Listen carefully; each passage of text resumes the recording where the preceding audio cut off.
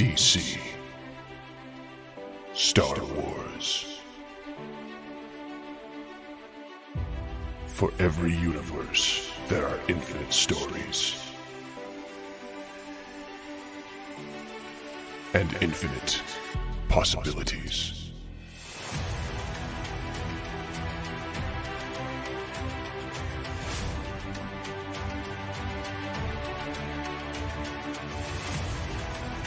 Join Fulcrum Entertainment and our special guest, The Peaky Arrow,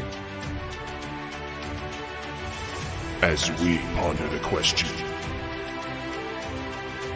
what if? Hell yeah, he did it. nailed it. Yeah, see, Salacious, if you're watching, that's how you do an intro. He comes in like a pro. Exactly. I do love that intro, by the way. That's brilliant. Thank you. Yeah, I've updated it now. We now have a Darth Vader versus Buzz Lightyear thing on there. We got a Master Chief on the Millennium Falcon. We got all kinds of, and I also have one that I think was pretty cool. Is a Predator versus Wolverine on there. Ooh. Yeah, that's. Ooh. I don't know if we'll ever actually do any of these topics, but it's still a pretty cool idea. I feel like you could kind of fake that. You could just CGI some claws onto Arnie and like some sideburns onto him, and you could make that movie. Do like deep fake technology to make him into Wolverine. Like a super buff Hugh Jackman. Just AI app it. Just AI, Arnie as Wolverine. Now, yeah, I could definitely see that. Let's see. So we got Silver Wolf of Mandalore in here saying cool intro. What's up? We also got Connor saying, what if Peaky told the families where the bodies are buried? Oh, Connor, he couldn't do that. If he did that now, he'd have nothing to bargain with later. Exactly. Hashtag where are the bodies? Well, now we have to ask. All right, Hannah, let me move you right there. All right, tell us, Peaky, where are the bodies? You'll never find them. You with your creepy Dahmer glasses. You'll never find them. That's it. You got to have something to trade for milkshakes when you're in jail. Exactly. For milkshakes. Yeah, I don't know, like vape pods or whatever. Miss Daddy. And we got Miss Deddy in here. What's up? Got Jonathan saying, "What if Peaky was a real boy?" Is a better intro for this show. Well, welcome to Fulcrum Entertainment. What if Peaky was a real boy? A real boy. That's excellent. 5 shillings for the possessed toy. Anyway, I did enjoy Shrek 1. Anyway, StreamYard is also telling me to do this. We have a new member, Enrazak, so it's telling me to just give him a shout out. Enrazak. So welcome to the Fulcrum Council. I think I said that on the last stream, but either way, doesn't matter. And so yeah, so apparently we did something that made her laugh. I think it was your real boy comment, Peaky. So we got a very special topic today. It is actually wait, I need some theme song music. Hang on.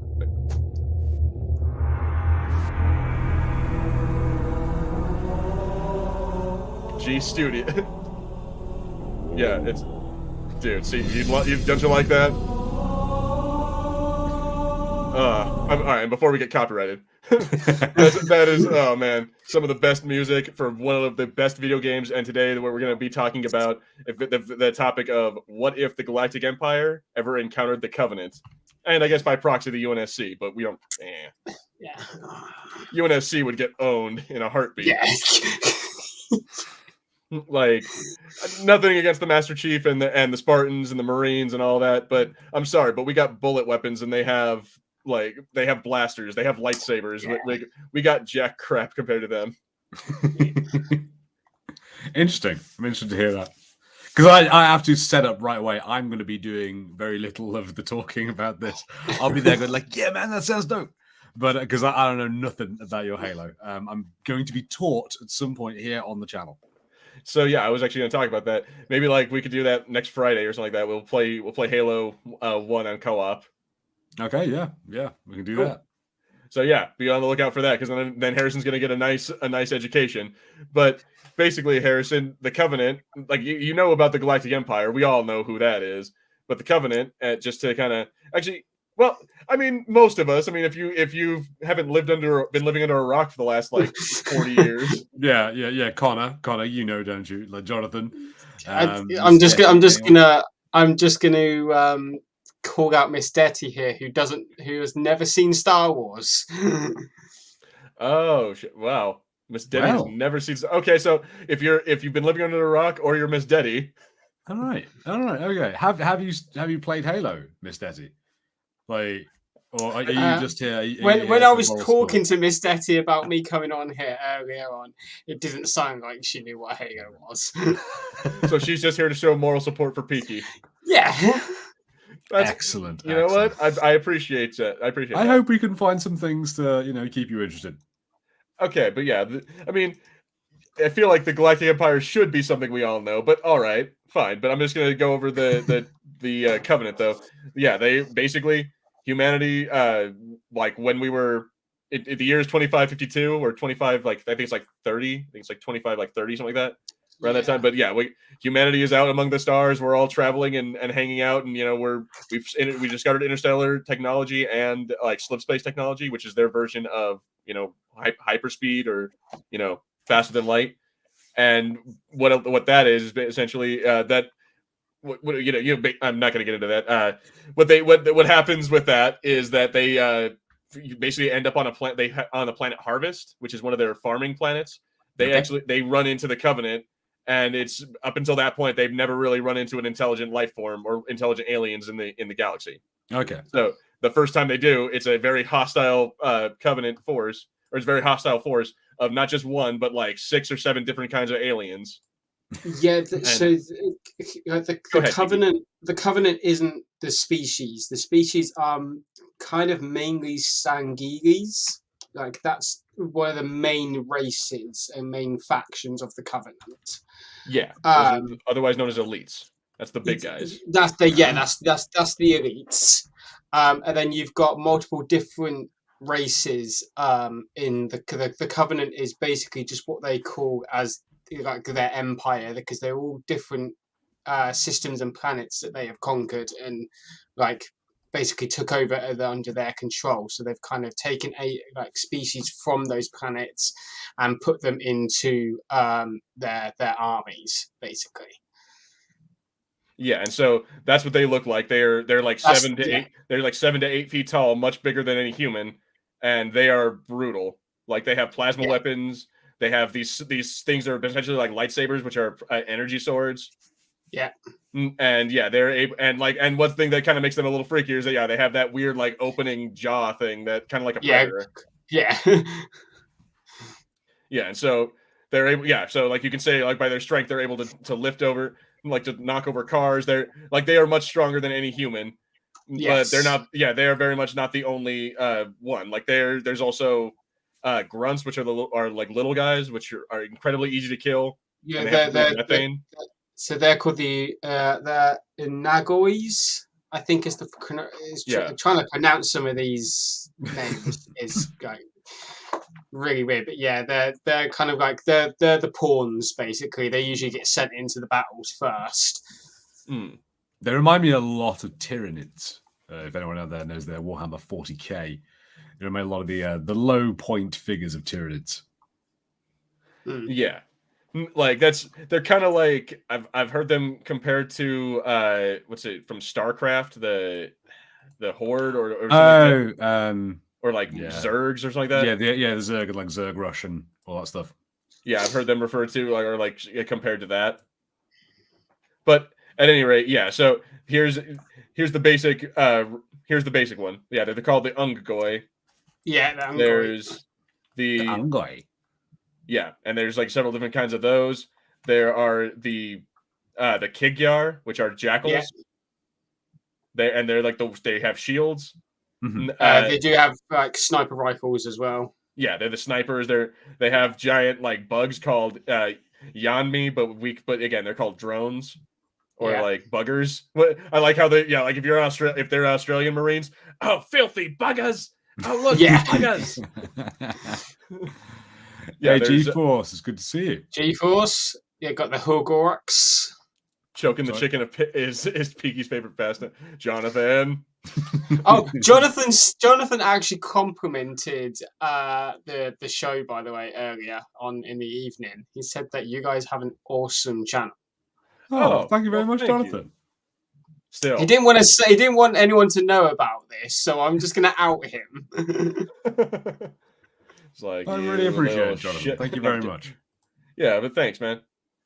So yeah, but we have these ones called engineers, or Huragok, and they're basically the slave race. They don't want to be part of the Covenant. They're just kind of being forced to, and they're forced to work on their ships, and they're the ones that repair all their technology.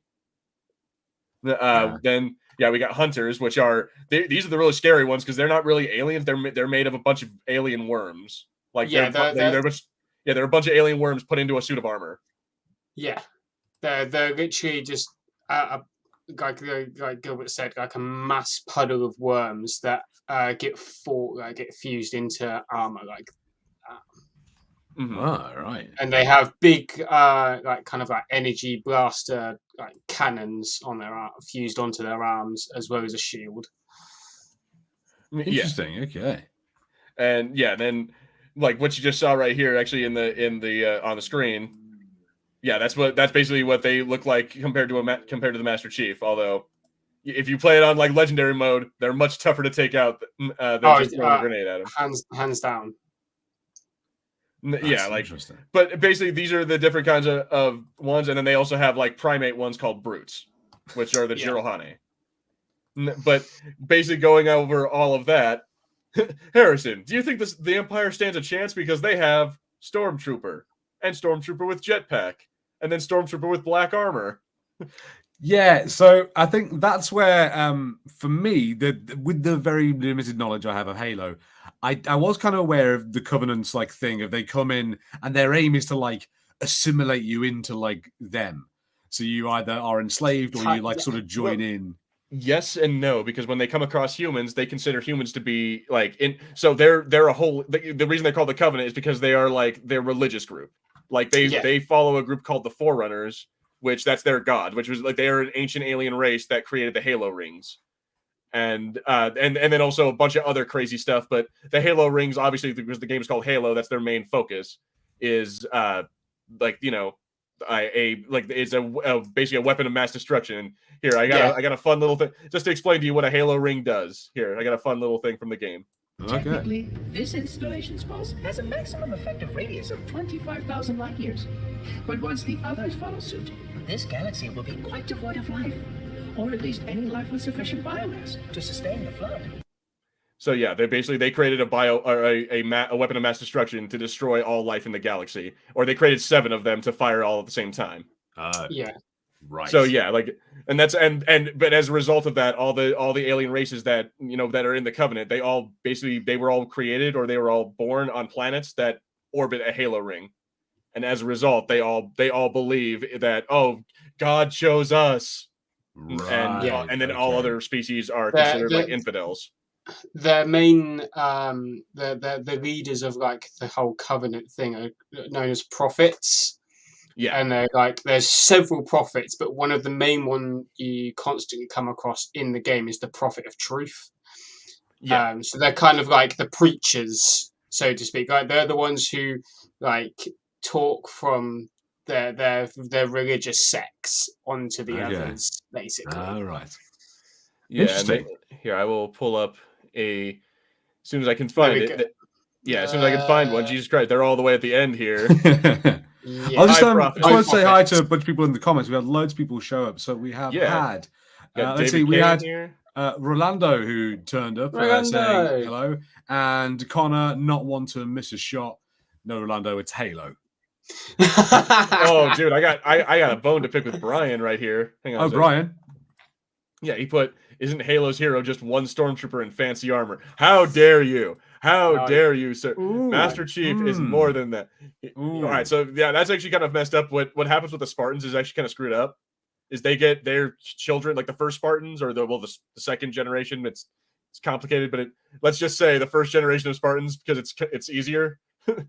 They're kidnapped as children at 7 years old and then cloned, and their clones are given like a genetic defect, so they die almost immediately. So their parents will never think to look for them. And what they do from there is train them they take them to boot camp and train them from the age of 7. At the age of 14, they give them genetic augmentations to jumpstart puberty for them, and then make them essentially, skip over puberty and turn into a 21-year-old in body, at least at the age of 14. And then those who survive get armor and then are put out to go fight terrorists. And then eventually then they ended up getting used to fight the Covenant, because we have these soldiers, might as well use them. Yeah. They were originally created to fight insurrectionists. I love that. Think of why the Bad Batch have their own special abilities. Yes. That's more or less the Spartans, because they've all been genetically modified to become the perfect soldier, basically. Like, they're not allowed to, like, they basically have like no emotion. They have no attachment to anybody. They're there purely to fight. Yeah, they talk about how their social profiles are always, or their like psychological profiles are always like antisocial personalities. Yeah. And like that's what the military actually like cultivated in them. That's what they wanted. They don't play well with others. Like, they're not a team. Like, they'll be in a team of Spartans, but they won't be in a team of anyone else because of how they are trained. They're trained to be packs. So like there'll be like a silver team or a Bravo team or blue team, stuff like that. Brian, he's not just a stormtrooper. He's much better than a stormtrooper. He's a stormtrooper that was essentially brainwashed from the young age of 7. Yeah, he's a Spartan. There's only roughly about 4 or 5 Spartans per team. Religious sects or sex? Both. So it's basically the USA. Ooh, shots fired. I'm like, we buy our kids toys. We buy our kids Nerf guns, and then we start telling them how to shoot at people. But we don't actually make them go shoot at people. No, at least most of us don't. You just leave that up to them to decide. Yeah, we give our kid here, son. You're 12 years old. Here's your first 38, and then the kid goes and shoots up a school, and then how did I know? It's like, no. I don't want to go. I'm not necessarily against guns, guys. I have no intention. We're not here to get into that, but especially that's when we're talking about Halo. I think that'd be a stupid thing to do.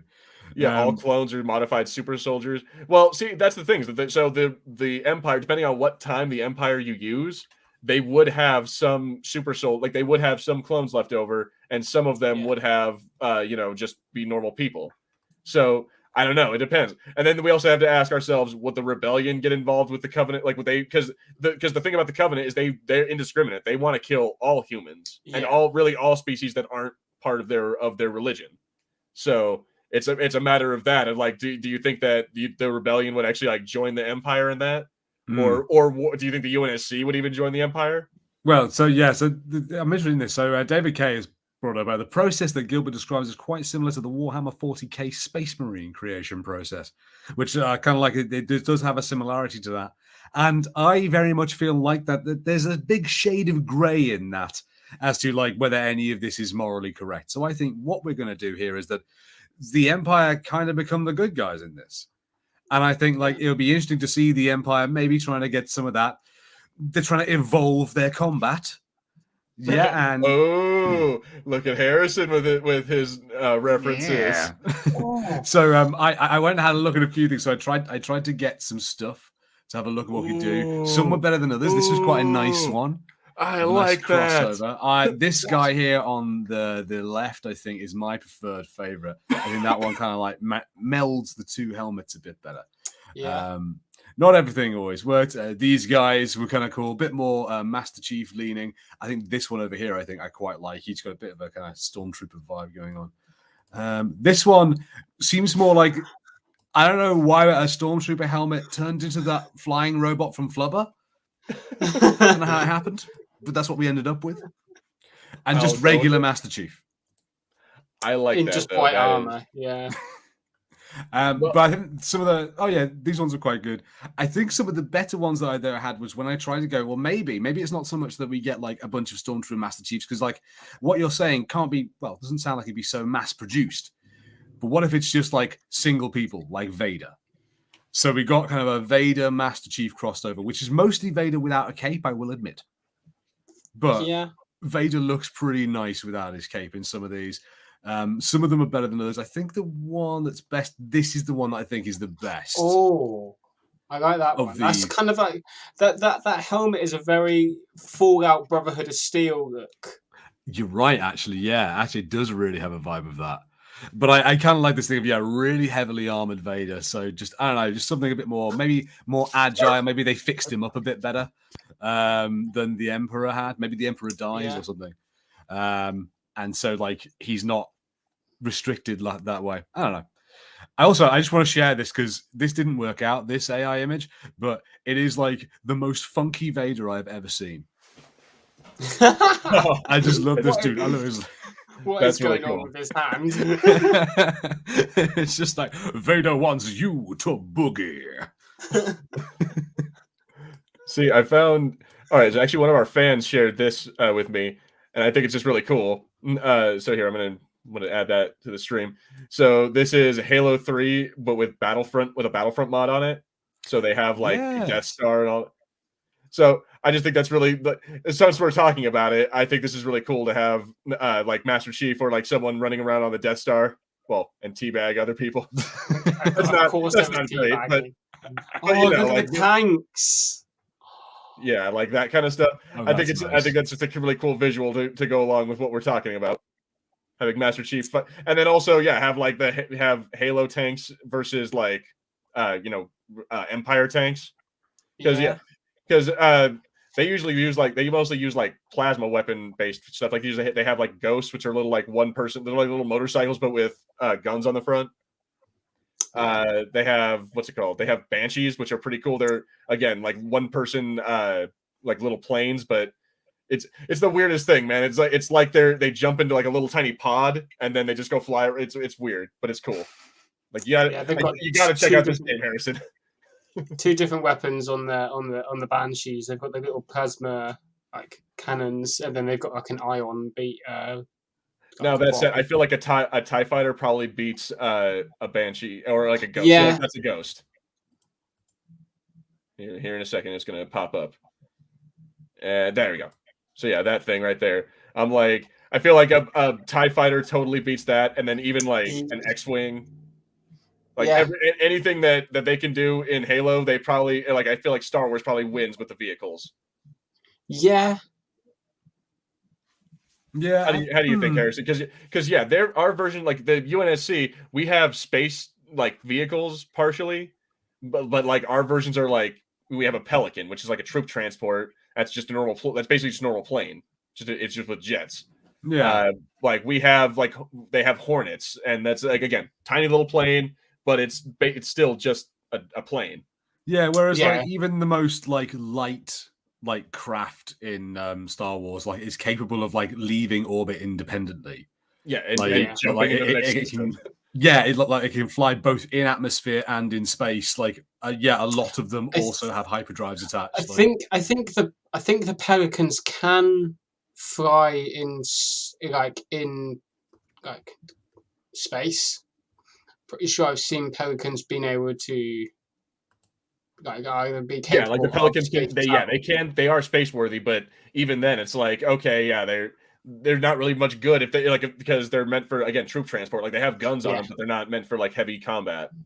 Whereas if it was a Pelican versus a TIE fighter, I don't know, man. I feel like the TIE fighter probably wins. I think because like the Pelican, it does have a gun on it, but it's not exactly hard hitting like the TIE fighter's cannons are. Exactly. So I feel like the Covenant may have slightly better technology or better like weaponry, but the Empire has I don't know, they have better vehicles, and then more than that, they have Darth Vader. He has the Force. Like they have Jedi. I don't know if like Master Chief is great, and so is the Arbiter, which the Arbiter is like he's the leader of the Covenant forces. kind of. It's complicated. It's like it's a He's- whole he's- samurai. He's like a. Go ahead, Peaky. He was like one of the main like generals / leaders of their army, and then he defactors and turns and becomes basically against the Covenant because he doesn't agree with what they're doing now, and Yeah, goes like he realizes that they're trying to kill them all in a giant suicide pact. Ooh, that's actually kind of cool. All right, here. A Mantis versus an ATST. So yeah, I'm trying to find a picture of that just to kind of like. But this is what I found. So give me 1 second. Damn it! Go over here, you stupid. There we go. Okay, so let me pull this up.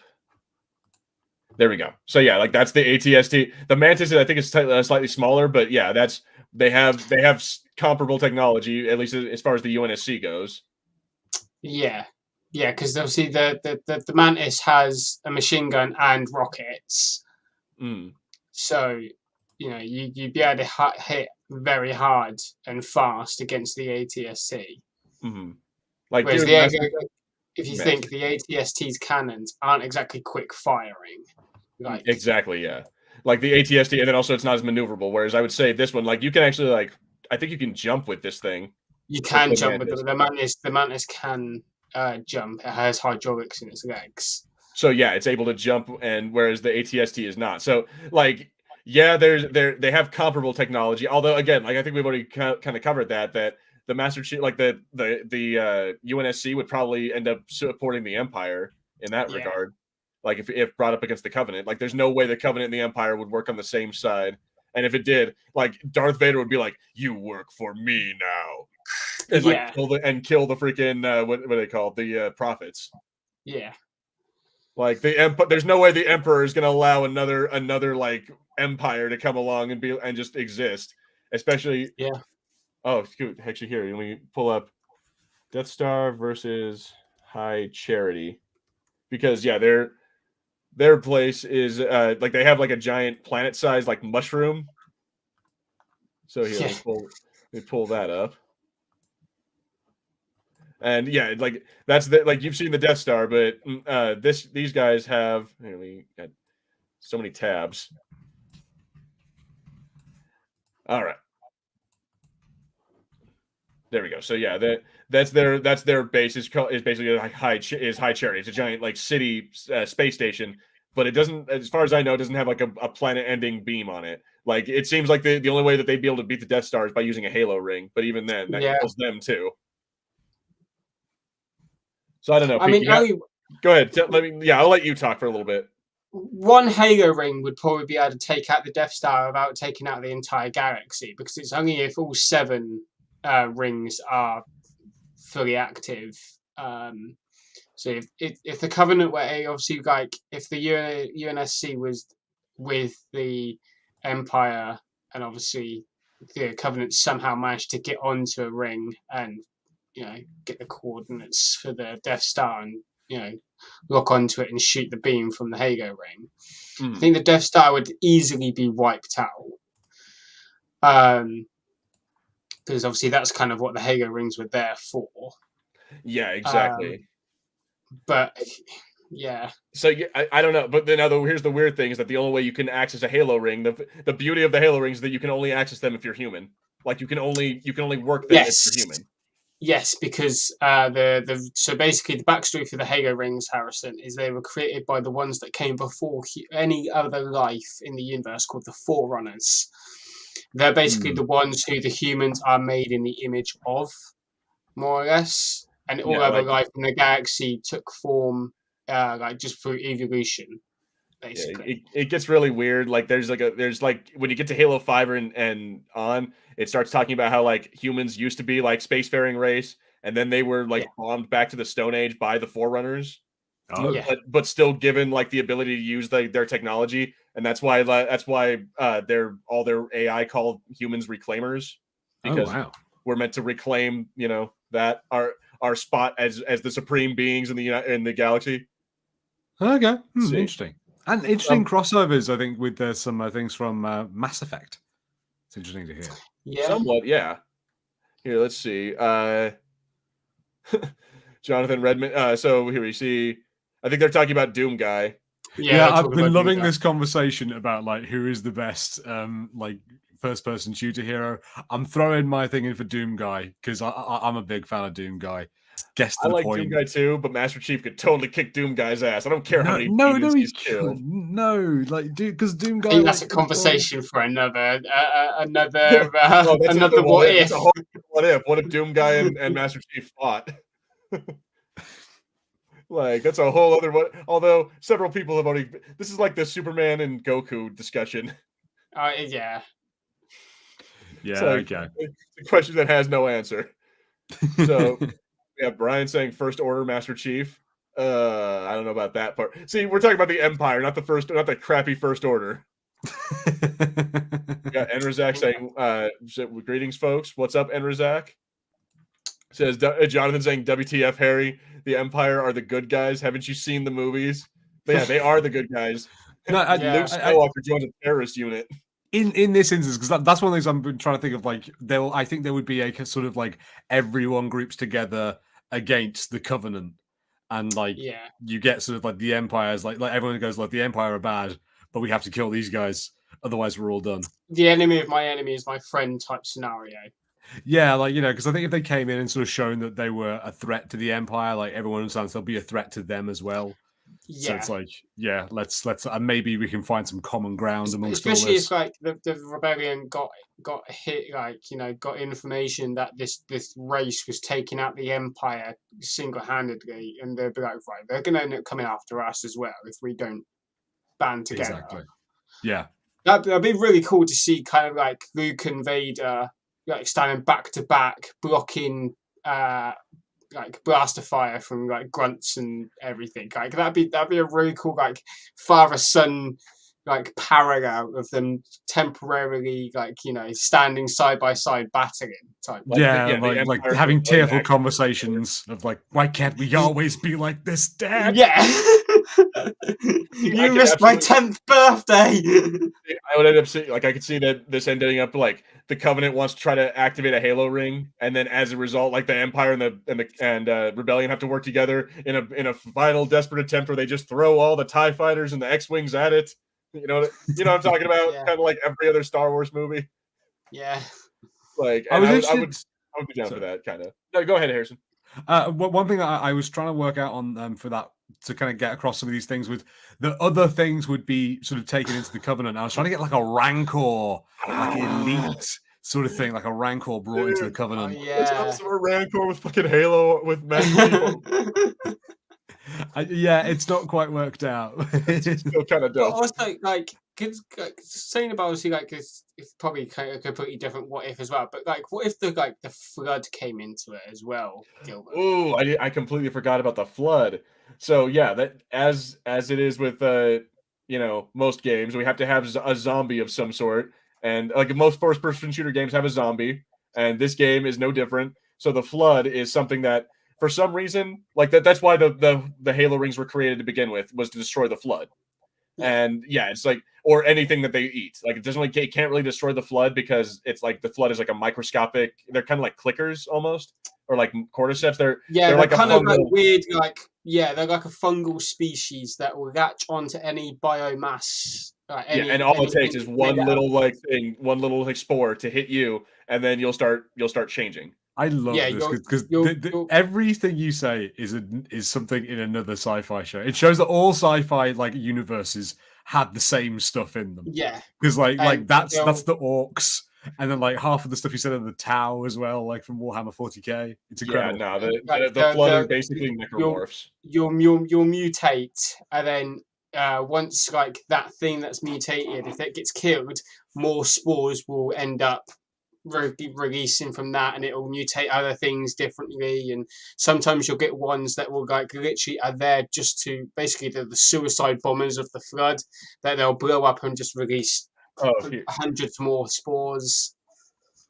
I got a good one. So here, let me go ahead and pull this up.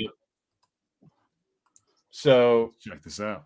This is what happens when a flood hits you. So let me go ahead and pull this. Oh, wait.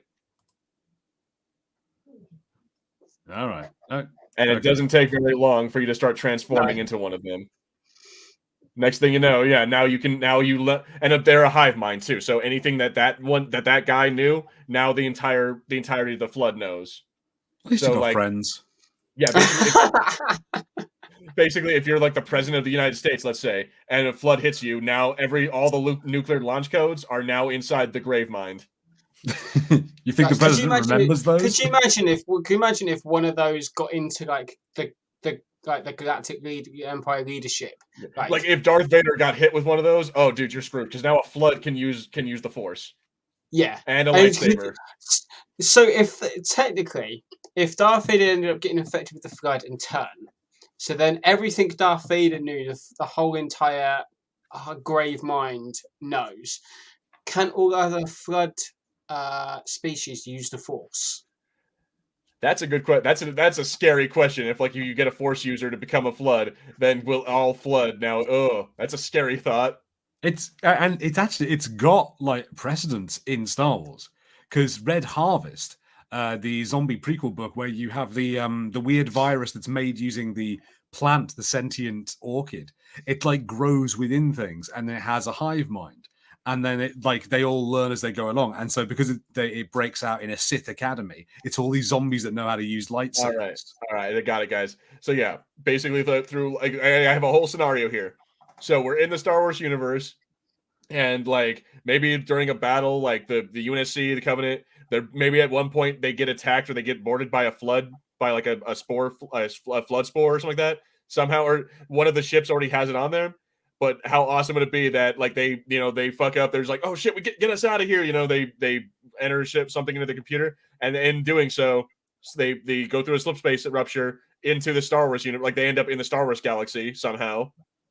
Like just like, oh no, there was an error with the slip space coordinates, and then we ended up over in this galaxy or something like that. And as a result, they brought the flood with them, which I think it would be kind of cool to have the Covenant start like end up leading the Covenant to the Star Wars galaxy, and as a result, like that's how that war starts. But during this whole time, the Empire would try to end up using capturing the flood and using it for their own means. I'll hands that. I think if it means the Empire taking over and like wiping out the rebellion, like they would hands down. Not to mention like going to another galaxy and taking over that galaxy. Like they would want to take over our galaxy too, guaranteed. Yeah. And Palpatine would absolutely be the kind of guy who'd be like, ooh, flood, let's use that. Ow, yeah.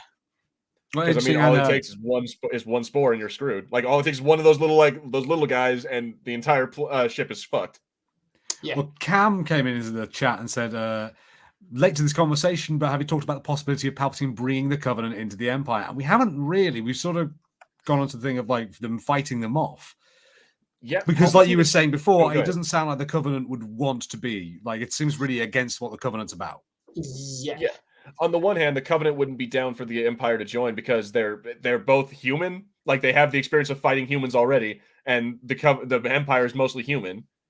And not more than that, we also have the fact that they don't have a Halo ring in their galaxy, so they would consider it to be like they would consider the Empire to be infidels, basically, or like unholy. And the Empire could, because those are aliens, they'd be like, you're not human. You don't get to be part of the Empire. If anything, they'll be a slave race. Yeah.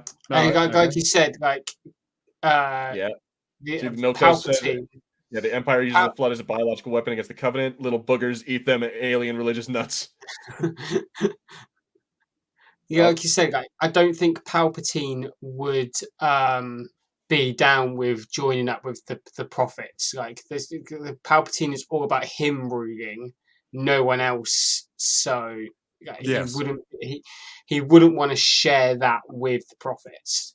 Mm-hmm. Exactly. Yeah. So Wolf agreeing with you. That is heresy. Yeah, you couldn't. They wouldn't want to join the Empire. That'd be heresy. Yeah, they call them heretics. And there's a whole thing in Halo 2 where like a sect of Covenant like break off from there because they learn the truth about what the Halo rings actually are, and like the whole plan, like they have this thing called the Great Journey.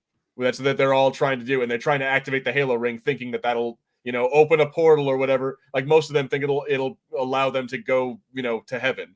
When in reality, what that means is they're gonna just like wipe out all life in the galaxy. when some of them find out about that, they're like, oh shit, maybe we shouldn't be part of this religion, and they become heretics. That's when they defect and turn to the UNSC to help them fight the Covenant. Okay. See, I could see that. One punch man versus Superman. Oh, we're not going to get into that conversation either. That's another one that doesn't have an answer. Saitama all day, Superman. Let's see. Silver Wolf Mandalore says the shot to blow up the Death Star 1 was a 1 in a million shot Luke could only do with the Force. Well, yeah, I don't know what that has to do with this. Yeah, but the Halo rings would be able to penetrate through the Death Star shield's hands, with ease. It'd be they're talking about like more Warhammer stuff. I think. I don't understand. There's Warhammer. some very good conversations going on about Warhammer. I'm kind of with the pro Warhammer people. That's more my kind of jam. Like, dude, that's a whole other. We can talk about that. That's another topic for later on down the line. Is Star Trek versus Star Wars? I was thinking about the Dominion from Star Trek as well. I was like, they're really like. I want to do all of these now. I think like, okay, the Galactic Empire versus the Dominion. What happens? I don't know. Star Trek, we got all kinds of topics that are ready. They're ready and waiting in the wings. I love these. I love each episode we do because we always find more. See, if we're gonna go into that, like we can wait till that episode. But the Borg, totally. It's that sort of thing. And like you get that thing of like, what are you going to do when you have those races that are about like stealing each other's stuff when they meet each other? And there's like, a Borg going, I'm going to assimilate you. And there's like a tower being like, I'm going to capture you and steal all your technology. I'm like, wait, maybe we should be together? Like, and then this is a romance story across species happens. Let's see. So first of all, we got David K saying Flood versus the Tyranids? Tyranids, another Warhammer 40k thing. I'm very Tyranids Tyranids are similar to the Flood, but they just get, I think, bigger. It sounds like rather than being like a spore, they are they're like termites, but they're lizards with guns. Mm-hmm. So they're like a hive mind thing of these giant alien space termites, lizards with guns. Because they're like weirdly insect-like, but they're kind of like lizards. They also have like ones that like breed with other species to like infiltrate them. They're cool race. So we got Nate Lynch in here saying there's a few examples of this. I'm not sure of what is he talking about? So maybe of the like people gathering together against an external enemy. Against the Yuzhong Vong Wars. Because let me see here. I think it's because Enrazak is asking, could the Empire and Covenant be teamed up to defeat the Flood? So is it possible that the UNSC, the Flood, the Covenant, or the Covenant, the Empire and the Rebellion would all join up forces to try to stop the Flood? I don't think so. I don't think if Palpatine's in charge, there's no freaking way that the Empire helps stop the. If they do, then it's only so they can capture it and then use it for their own means. I hands down agree. Like if Palpatine wants to stop the Flood, it's for his own personal reason. He wants the Flood for himself, basically. In his opinion, and apparently in David's opinion, Warhammer 40k wins against all other sci-fi universes. My man, yeah. I don't know about that. I don't know. Like Warhammer 40k is more brutal than most other sci-fi like universes, but it's also like everything in it is broken down and knackered. Like every race in that entire world is currently dying somehow, and they're all like desperately trying to survive a war that none of them will survive. Yeah, see, the Flood is what's left over from the precursor race, from the Forerunners. However, not really, because there is, if you play Halo 4, there is one or two, I guess. There's a couple Forerunners left, but they become the enemies of that whole game. There's the Didact, which hated Halo 4. Yeah. I don't like Halo 4. That whole diet, Halo 4 and Halo 5 sucked. Halo Infinite is okay. Halos 1, 2, and 3 are like the gold trifecta. And Halo Reach and Halo 4 should have just left it at 3. It was the perfect way to finish it. Like Halo Reach was fine, and ODST was just DLC that I can't believe I paid $50 for. Reach was good to understand how Chief became the last Spartan. Exactly. That was backstory we kind of needed. And like you said, ODST was literally, because ODST happens at the same time as 3. It's just from the point of view from the Marines. Okay, interesting. So I talked about that. Got Hillary's emails in here saying they couldn't use the Force unless the Flood had midichlorians. Well, that's the thing. Is that so? I don't know. Do midichlorians exist in our universe too? We just haven't figured out the Force. Is that just is that where we're landing here, or is it just Maybe like in our universe the midichlorians don't exist, so we can't use it? Like, but you're saying that the Flood doesn't have midichlorians. They would if they were able to If they infected a Force Jedi user. If they infect a Force user, they would have midichlorians in that Force user's body. So technically, they would still be able to use the Force. And again, they would have all the knowledge of that person's training would be in their mind. So yes, in fact, they would be able. Anyone with midichlorians would now be able to use the Force, or at least with a strong enough affinity to it. I also feel like because midichlorians are because they're like single cell or like tiny things, aren't they? They're like germs or something. Like you would just get them by being around them. So like if you're in a world where they exist, you probably just like ingest them because you're a spore that like feeds off of like I don't know whatever spores feed off of. Let's see, something like that happened in Outbound Flight is why I'm asking. I don't know what that is. Yeah, I'm not sure about Outbound Flight. Sorry. Yeah, I'm gonna look that up. I don't know what that one is. Do you want to talk about lightsabers versus energy swords yet? I don't think we have. Oh, it's a book. Okay, so it's a Star Wars book. So Outbound Flight, let's see. Outbound Flight is the main ship of the Outbound Flight project. It consisted of a center fuselage. Oh, that's a. All right, damn it. I'm trying to find the name of the book, not the fucking ship. There we go. Okay, the novel. All right, Outbound Flight is a Star Wars Legends novel from the author Timothy Zahn that tells the story of the ill-fated Outbound Flight project, which was originally mentioned in Zahn's 1991 novel Heir to the Empire. Outbound Flight was now it goes on. But the point is, it's all right. So it's about another thing, I guess. Where let me see. It's a story during the Clone Wars. Okay. I'm not gonna go. I won't go through the whole plot summary here. But yes, understand that it is a Star Wars story where apparently they all had to team up against some unknown evil. So, because apparently everything happens during the Clone Wars. I mean, it was a very crazy 3 years. It's kind of like COVID, like nothing happened, but everything happened. Yeah, that's like the best way to describe the Clone Wars. What's up, Skylar? How's it going? So yeah, Jonathan's right. The Covenant hate the concept of humans, so it's against their religion. Like they wouldn't be down to have heretics in their ranks. Yeah. However, I could see some maybe like the grunts would probably because they don't like the Covenant. The only reason that they're there to begin with is because they're kind of being forced. Yeah. So the grunts basically their homeworld was like completely glassed. So like their homeworld was basically screwed over. So glassing, that's a whole of it. Basically, so they have energy beam weapons on their ships, and what they do is they launch it from orbit, and then they turn your planet literally to glass. Yeah. So their planet was glassed, and they have no home planet.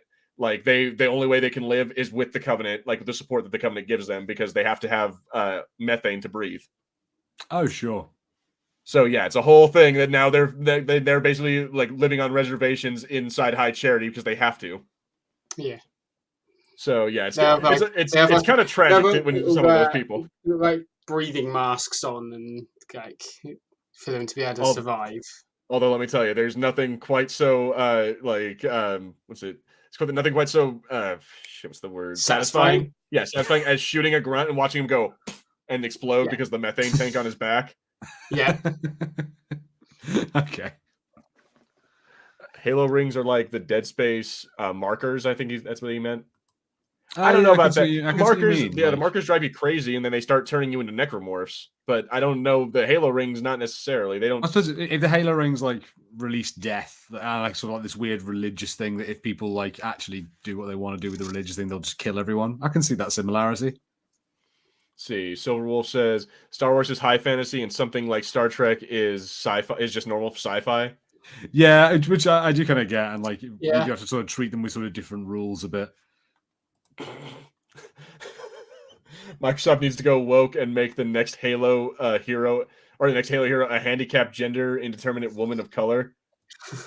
You know what? That's the beauty of Halo multiplayer. You can be whatever kind of Spartan you want to be. I was going to say, yeah, they should do that and have it as it currently is, where you never see the person under the armor. Well, you don't. You technically you don't. So yeah, like so Skylar's asking, do we all talk about lightsabers versus energy swords? Let's go ahead and talk about that for a little bit. Like, which one do you think would actually win? Because they're basically the same. Like an energy sword is. Yeah, they're more or less the same type of weapon because an energy sword is just a concentrated beam of light, and so basically, so is a lightsaber. Exactly. The guy goes through a crystal in order for it to create the beam. I can't remember how energy swords are created, but I think they're like condensed light beams. Yeah, So something like that. Like they actually like find a way to like bend the light and turn it into a solid beam. yeah, but obviously with the energy swords, they do have a limited power supply. Mm. So obviously the sword does run out eventually, whereas a lightsaber is more or less, as far as we know, infinite power. Yeah, like unless you break the lightsaber in some way, the lightsaber will just keep going forever. Versus the energy sword, after 5 swings, like in the video game, mind you, like after like 5 or 6 swings, that thing is useless. Yeah. So I would say probably going to be the lightsaber. But then again, if Master Chief were to get a hold of a lightsaber, how badass would that be? Or if the Arbiter were to get a hold of a lightsaber or something like that, if like one of the elites. But then again, like because of how an energy sword is like designed, I think it could quite maybe possibly overpower a lightsaber just because of obviously an energy sword has the 2 prongs. If you could get the lightsaber beam in between those 2 prongs and flip it, especially if you've got superhuman strength like the Spartans do, you could quite easily possibly be able to outmaneuver and outfight a lightsaber user. That maybe, but I didn't think about that because you know what? Having that, like, you can see it right here in the background. Having that sword with like the 2 prongs like that's a great way for the lightsaber to just go right down the middle and chop your hand in half. Yeah, it is also another possibility. Yeah. Yeah, it'd be interesting to see. Like, I don't want to just go, oh, lightsaber, because like lightsabers are my favorite. Yeah, it's a scale. It's a tipping of the scales, isn't it? Like you don't know which one would win unless you've truly put it to a test, and you can't physically put it to the test, so there is no definitive answer. Well, I do wonder if it would come down to certain things like the environment you're fighting in is like one better for tighter like quarters. So like if you're up close, like you've got no room to really swing a lightsaber around, is like the energy sword, gonna get in better. Yeah, because obviously with the energy sword, obviously it's a normal sword, so you can swing it or you can kind of like thrust with it. Whereas with a lightsaber, like you said, you are limited to your spacing because of how big the beam is on a lightsaber, whereas the energy sword beam isn't actually very large. So they say here, Skylar Hornet, it says, would the energy sword still have a charge that can run out? Yes, I would say so. Can energy sword be turned off? Yeah, it has a button on it that you can turn it on and off. But like at least again in the Halo lore, in the video game, no, it can't be turned off. It can be turned off because when you put it away, when you switch your weapons, it can be turned off. But otherwise, yeah, no. Yeah. Like David K, the lightsaber crystal sounds like the holy grail of renewable energy, inexhaustible, and apparently no emissions. That's a good point too, because like the Covenant, the Empire uses that for the Death Star technology. I could definitely see like either the Covenant or the UNSC putting that into Master Chief's armor and making him like a lightsaber on his armor, or even giving him a shield with like lightsaber crystal. The UNSC ships, like the Pillar of Autumn and stuff like that are the massive like planet-sized ships, more or less, powered by kyber crystals. Ooh, getting kyber crystal weapons, like getting like Death Star weapons on them, like that would be crazy to see. The Pillar of like having the Pillar of Autumn being able to destroy a planet. Yeah, because a Pillar of Autumn, those size ships have massive long range cannons on them anyway, because obviously they're able to do space battles with. Let's see. So, according to Silver Wolf, there's a large variety of kyber crystals that give the lightsaber different effects, at least in Legends. And the lightsaber was perfected over hundreds of years.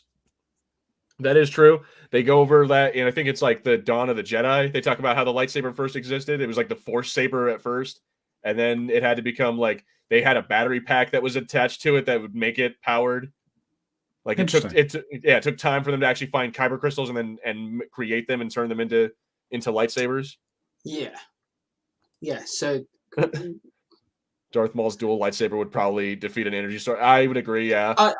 Because obviously, especially with a dual bladed lightsaber has the maneuverability ×2 of a normal one. If you think about it in battle, because you can block multiple attacks with ease, and also you have that ability of, as you're blocking, flicking it and hitting your opponent. So dual-bladed lightsabers, or even dual-wielded lightsabers. So people like Ahsoka, who wield 2 sabers, and Asajj Ventress, who wield 2 lightsabers, they would probably be able to outbattle a energy sword as well. So yeah, this is basically how the energy swords work. Like they have to, it's kind of a weird, like almost kind of really, like I would say it looks a little awkward when you actually have to swing your arm around like that, as opposed to the way we use swords, you know. But yeah, like that you notice that a lot of like they do a lot of thrusting and a lot of like stab moves with these things, which the lightsabers don't usually do. Which I noticed that this is something. Let me see. So here we go. So David K says what drives him crazy is that about Jedi is that they only do overhand swings and almost ignore thrust, which is like the different fighting styles there. I'd be interested to see how a lightsaber user versus a energy sword user would do. Yeah, I think maybe we can forgive that for movies because it's about like what they want to do in movies, what's easy and what looks nice. So it's obviously like say they do ATM. Say they do only do overarm movements. They don't do thrusts or anything like that, like you see in the movies. Would an energy sword user be able to would their agility be better than a lightsaber wielder's? Because obviously, if you think about a thrust, is obviously quicker action to do than a kind of like a spin and an overarm kind of attack. And also to incorporate thruster. I have no idea about lightsaber forms. I don't know anything about forms either. I believe it does. I've seen a couple of little things. I saw an interesting thing about like apparently the curved lightsaber like Dooku has is a very thrust based is a lightsaber for a very thrust based form. Apparently, that's why he created his hilt in that form, is so he could attack in multiple different ways against other lightsaber users. Yeah, so like one of the things that you can do with that curve is apparently it makes him more like using a rapier. So like you get these like tighter angles, so you get more of that thrusting forward and like knocking people off. It looks like he's fencing when he fights. Yes. Yeah. Yeah, it was also to confuse other lightsaber users as well, wasn't it? Because obviously you never knew where the blade was going, because obviously you'd be watching his hand movements with the hilt. I bet the hilt would move in a slightly different angle to what the actual blade would. So I think Dooku. I think like that curvature hilts on lightsabers would probably outdo an energy sword as well, just because of the movements you'd be able to do with it. So yeah, I like how they made all these excuses as to why Dooku had that. It's like, can't we just say he's an old man and he wanted it to look like a cane? Because that's kind of what it did. I do have to say, I do want to add that this whole like conversation about energy swords versus lightsabers, I do think might actually come down to who is using it. Because I think like if it is a Jedi, I think the thing they're actually probably going to get by is much more their force use and their training. So like they're going to be able to see someone coming in with an energy sword and understand like where that big elite is swinging to, and just be like, I need to be more nimble than this guy. So someone like Obi-Wan might be able to just duck out the way of a huge dude like that. Yeah. But that's the thing of like, say Obi-Wan was the person doing it. Look at the many forms Obi-Wan used during his time as when he was around and during in his battles. He didn't stick to one form, as you saw more or less in the fight with Darth Maul. The final fight between him and Darth Maul, he changed his stance within seconds to confuse and do Maul with it. Yeah, within one swing of a lightsaber, he defeated Maul because Maul underestimated the form he was doing. So yeah, this. So like, you know. Yeah, he changes his form. Like Maul thinks he's gonna do some crazy shit, and so what he does in the last second, and then he does the Qui-Gon form, and then that's when Maul thinks that's the perfect time to attack. And I know that form. I've seen that maneuverability before, and that's where he outplays him. Yeah, so he attacks and then goes boom, boom, and when he tries to hit him in the face like he did for Qui-Gon, he chops him right across the chest. Yeah, and that's what allows him to win. Interesting. You mentioned something about the double-bladed lightsaber. What he did right there, I was told by somebody, a LARPing nerd, he said like it's a bad lightsaber because it's structured like a quarterstaff. Yeah, and you're supposed to be able to block with the center of a quarterstaff. And it's like when your versus lightsabers, a piece of metal just goes. So like, it kind of doesn't work out. But that's kind of true for a quarterstaff versus a katana, which is like that's what a lightsaber is based off of, is a katana.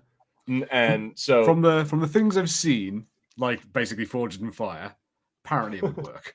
But you know, like it's like it wouldn't hold up to 2 hits. You know what I mean? Yeah. Like it'll stop the first one, but after that, it's gonna break. Yeah. So a lightsaber user that is trained in multiple different forms rather than just the typical standard one, I think they would beat the energy sword user. But if it was just one person with one form, and depending on their training, especially if it's a Sith as well, I reckon. That I very much believe in Christopher Lee. That weird old Italian Duke, whatever he was. The one that the same person that told Peter Jackson what being stabbed in the back sounds like when they were filming Lord of the Rings. Dude, that is the because coolest story. He's done it. Like, that is the coolest story. I did it. I killed Nazis. This is what it sounds like. Yeah, like, I've done that move. I know what it sounds like when you get stabbed in the back. And you're telling this to the director. It's like, you're a scary Let's not piss off Christopher Lee or what's his name, or Ian McKellen. Let's not piss off these guys. Yeah, no. But anyway, yeah. So let's see. We're just past the hour mark. I'm going to look through some of the comments again. Well, now we have David K says lightsaber versus energy sword. Indiana Jones just pull out his pistol and shoot them. Lightsaber, like I love that fact about that scene in Indiana Jones as well. That Harrison Ford wasn't very well the day they filmed that scene. He just went for it because he just ad-libbed it. Yeah, the guy who he shot was not happy because he trained for ages for that fight scene. So like originally Harrison Ford was supposed to pull out like another sword, and like they were supposed to have this. It was meant to be a sword fight. It was meant to be a full-on sword fight scene, but Harrison Ford wasn't well that day, so he just pulled out the gun and shot him because he wanted the scene to be over and done with. Yeah, but you know what? That became one of the most iconic scenes in any like movie ever. So like, well, and it was a weird moment of like. That's why he wins. That's why Indiana Jones is the best. Because he's thinking different. Because he's Han freaking Solo, even when he's Indiana Jones. Yeah, he always shoots first. Yeah, he didn't shoot first. He shot only.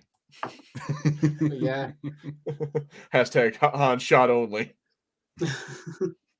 But at any rate, yeah, guys. So I think we're about ready to wrap it up. Like, there's not like a whole lot. We did spend about a good chunk of this educating Harrison, and I think of some of the chat room about Spartans and who they are. But yeah, so I think my last question is, who at the end of the day, who do we think would win? Like, if we come down to like it's the Empire just versus the Covenant, who wins there? Because I think the Empire has the Death Star, but the Covenant has the Halo rings. So also just one follow-up question to that. Are we depending on battle knowledge or just straight up army versus army? We could. Well, that is a factor in there too. So battle knowledge, but like if just like I kind of give me what you think either way. Then army versus army, or when you add in battle knowledge, what do you think? Army versus army. I reckon Covenant because they have the numbers to just sacrifice as many people as they want. Mhm. And obviously, if it means blowing up an entire fleet of their ships just to take out one ship of the Empire, Covenant would do it hands down. Whereas if it's to do with like battle knowledge and experience, the Empire, because look how many battles multiple members of the Empire have been through, even as when they were in the Republic, before they were in the Empire, they have that knowledge and experience on how to out strategize their enemy. So plus, they have the Force. They have Darth Vader. Darth Vader. I'm sorry, he could kill an entire army by himself. Per Darth Vader, but like I said, if it's just army versus army, the Covenant, because they have they have more numbers than what the Empire do. I would agree. Okay, so now, yeah, it looks like we've kind of had a little bit like of a consensus. Skylar says the Covenant. We have Jake Hagelstein in here saying Empire, humanity first. Silver Wolf says Empire. We got David saying that I think we concluded that Warhammer 40K is the best. Yeah, we did, man.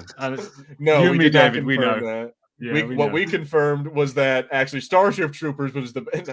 We didn't even talk about Starship Troopers. Oh, mate. Oh, God. I'll go down that rabbit hole with you, man. I'm up for it. See, there's the question. If the UNSC fought the, I guess the Alliance or whatever the hell they're called, the Mobile Infantry. The mobile infantry would get their asses handed to them, and they'd be so screwed. And that's like the whole point of that series is that just the futility of war and how look at the humanity, the soldiers are all dying. Yeah, we watch a bunch of people learn to love being cannon fodder. I know, right? Dead Space. You want to live forever, you apes. Empire. Yeah. So you got some people saying Empire. David K says Ewoks versus Tribbles. Tribbles win, I'm afraid. Yeah, no, I'm sorry, but you know what? The Ewoks are cool and all, but all they did was beat the Empire. The Tribbles are so badass, they became the sworn enemies of the fucking Klingon Empire. Like, dude, how the hell does something so cuddly and cute become a sworn enemy of a Klingon? I mean, it's pretty easy to be a sworn enemy of a Klingon. That's true. Yeah, I think it's just because they don't like. I think it's something about like how every time a Tribble is around a Klingon, it starts screeching. Like it just doesn't like Klingons. Oh. Like it's some weird shit like that. Like I just the Tribbles are not there. They just don't like Klingons. Anyway, I'm all surrounded by his fear and dead men. Oh, yep, he's using a Darth Vader quote because he took out an entire battalion of rebels. Like they all had guns trained on him, and he wiped them all out in one fell swoop. So yeah, if you put Darth Vader into the mix, the Covenant is screwed. Like he could just pull down one of their ships by himself. I think that's what I would find really like. I would be amazed if, say, like, imagine if like actually the Covenant does really well, or maybe it is the Flood or some combination of two, and like Palpatine like gets killed or something, and so it's kind of like Vader is left, and Vader becomes like your Master Chief, and he is then like weirdly the savior of the galaxy, like because he destroys the Covenant. I think in that case, if Palpatine was to somewhat be killed by the Covenant, Vader would hands down, like you said, be the savior, and he like become the hero, and I reckon he would defect from like the rest of the Empire because he'd no longer be under Palpatine's control. Yeah, he would be the Emperor, which would be kind of in its own thing would be kind of scary. But this is what he was talking about when he made that quote of I'm surrounded by his fear and dead men. It's like, it's pretty badass. And it's one of those things that I'm like, I love Darth Vader. But anyway, guys, should have been Ewoks or should have been Wookiees. Should have been Wookiees, I see. Ewoks are not cool. Should have been. Yeah, but Endor wasn't the home of the Wookiees. Kashyyyk is. And you know what? I'm sorry. Just so angry. But the market, Mandalore, but the market. Okay. On that note, all right, guys, I think we're ready to wrap it up. Yeah. Thank you guys all so much for jumping in here. Thank you to Jake, to Silverwolf, to to Skylar, to Jonathan, to Rolando, to Connor. We had David in here, Cam, all y'all, GeForce, Nate. Shit, there's so many people in here. We had Tim. We had Hillary's emails. Enrazak, of course, of the Fulcrum Council. Indeed. And yeah, we had so many people in here, and I want to say thank you all y'all for jumping in, because it was a really good episode, even though 1/3 of us didn't know. It was actually, I think we did pretty good. I think we were able to talk about some pretty cool stuff. And next time, yeah, Harrison, with this, I'm legitimately like loving this AI image. The more I look at it, I'm like, I like this. I want to do something with this. Again, it's very Brotherhood of Steel-esque. It really is. Like, now you've said it, I can't unsee it. Yeah, what got me is obviously the helmet with the point bits coming down. That just reminds me of a Brotherhood, and like where the breathing apparatus is. It just reminds me of a Brotherhood of Steel mask. Yeah. And also, I noticed as it runs with the armored spider from like kind of, yeah. Like the one from like the 90s too. It's kind of like the Iron Spider-Man. But anyway, yeah. So as I was saying, yeah, like thank you to Ms. Deddy as well. Thank you for jumping in. Deddy, of course. And so yeah, it's been good to have all you guys in here. It's been good to talk. And I want you guys, if you guys like our content, make sure you like, subscribe, comment below, hit that bell notification, all the good stuff. Make sure you check out our other videos, because we have a bunch. We have like 5 other What If videos at this point. Like we've been doing pretty good with this series, I think. And our next one is going to be. Let's see. I think our next one is what if the Django, or what if the Kaminoans clone someone other than Jango Fett? So that's why it has the picture of Cad Bane in clone armor. Oh yeah.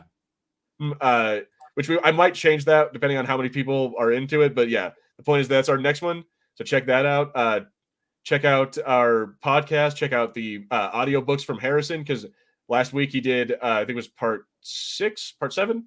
Part 6 of Allegiance, yeah. Part 7 is ready. Going to be uploading that tomorrow. Awesome. So yeah, check out that. And then also check out our guest here. Check out the Peaky Arrow Productions. Peaky, you got any plugs for you on your channel, what you're going to be doing? So this week I've got a shorts that I've got to record.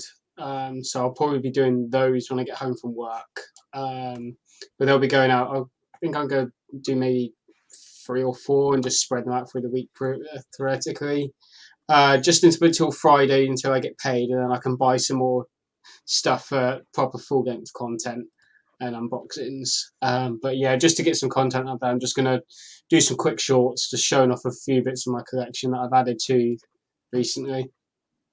Very nice. And then yeah, go check that out right here. The link is right there. Go subscribe to him. Check out his videos.